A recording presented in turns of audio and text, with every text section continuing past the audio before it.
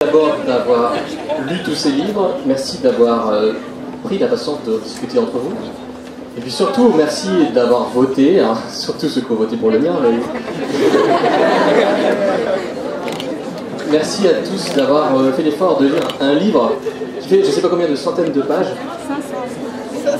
Ouais, beaucoup en tout cas. On me demande souvent s'il y aura un tome 2, je leur réponds qu'il y a déjà plus de 500 pages, c'est déjà pas mal.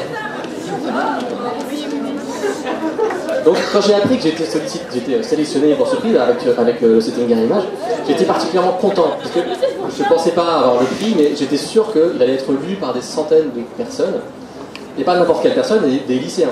Et ça me fascinait, ce lectorat des lycéens me fascine parce qu'il n'est pas tout à fait enfant, il n'est pas tout à fait adulte, il est entre les deux, il est difficile à satisfaire. Et j'ai commencé à voir au cours de l'année des petits mots sur les sites de lecteurs comme Babelio, comme Booknode. Je voyais des gens, je ne sais pas s'ils sont là parmi vous aujourd'hui, des élèves qui me disaient je participe au prix imaginal des lycéens. Et c'est dans ce cadre-là que j'ai lu le livre. Et je me suis dit, ça commençait à prendre une réalité. Je me suis dit que des centaines de personnes étaient en train de lire ce livre grâce aux imaginales, à la sélection du prix des lycéens. Et alors quand j'ai su que j'étais lauréat, là je touchais plus terre. Non mais j'ai eu un sourire comme ça pendant 3 jours, ça a été j'ai eu des courbatures au maxillaire.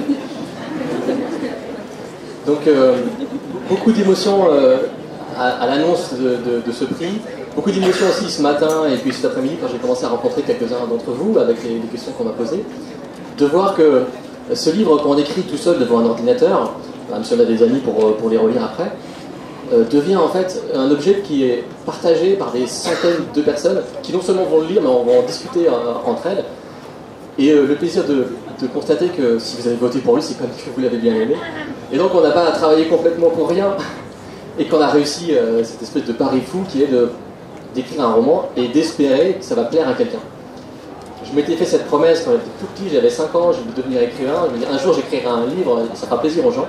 Et aujourd'hui, je peux dire, à cette petite enfant de 5 ans que j'étais, mission accomplie. Grâce à vous.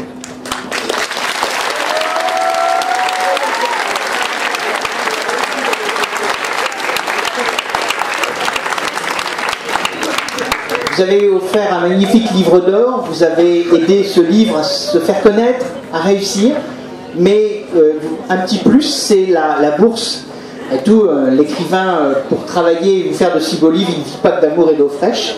Néanmoins, donc la région, en plus du prix moral que vous donnez, donne 500 € chaque année à l'auteur qui a le prix imaginal des lycéens, qui est une façon de manifester à quel point la région, qui finance évidemment les lycées, donc ce prix, vous reconnaît votre jugement et y attache de l'importance. Et donc je passe la parole à Elisabeth Delgenini, qui est donc adjointe à la vie d'Épinal, mais qui est aussi depuis quelques mois élue régionale et qui vous dira donc un petit mot sur la région et la façon dont elle attache de l'importance, cette région Grand Est nouvelle qui nous réunit pour le roman et l'imaginaire.